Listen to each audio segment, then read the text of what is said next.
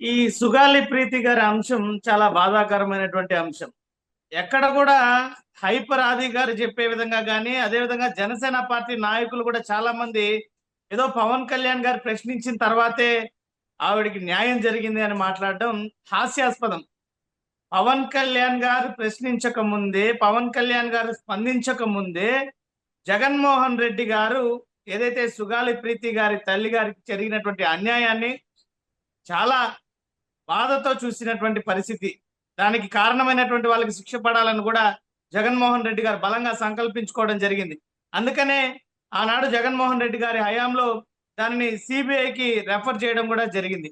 అంతేకాకుండా ఈ సుగాలి ప్రీతి తల్లిదండ్రులకి వారి ఇంటి నిర్మాణం నిమిత్తము ఇంటి స్థలాన్ని కేటాయించడము, అదేవిధంగా వారి జీవనాధారం కోసం అదేవిధంగా వ్యవసాయ భూమిని కూడా కేటాయించడం జరిగింది.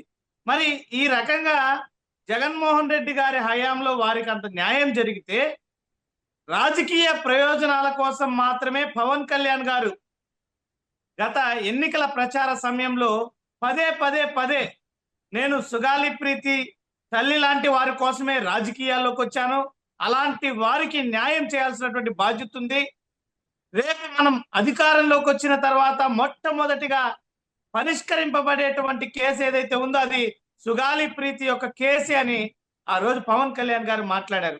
మరి ఈ రోజు అధికారంలోకి వచ్చి 2 సంవత్సరాలు అవుతుంది.